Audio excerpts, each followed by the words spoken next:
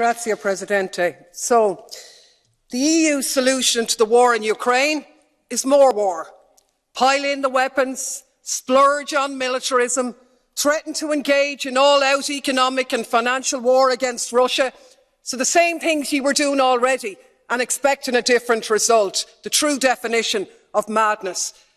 How is not selling Kerrygold butter to Russia going to save any Ukrainian lives?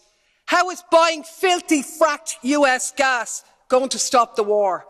They won't, of course, because nowhere have sanctions ever succeeded in ending a military assault or achieving regime change.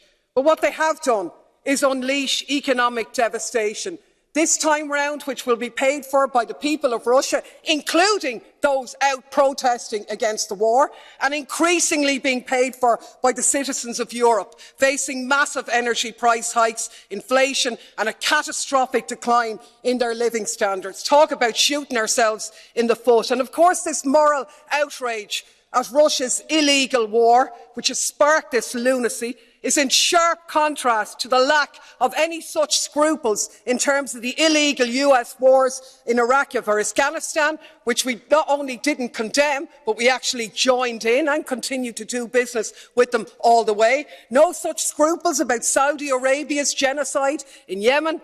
And even as the victims of those conflicts in the last few weeks meet to desperately seek financial pledges for their humanitarian crisis, they're being left short by billions, while we're happy to spend billions prolonging the war in Ukraine. Makes me absolutely sick.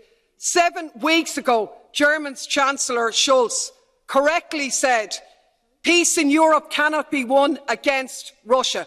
But that's exactly what we're doing. Yes, Russia bears responsibility for this conflict. Of course they do.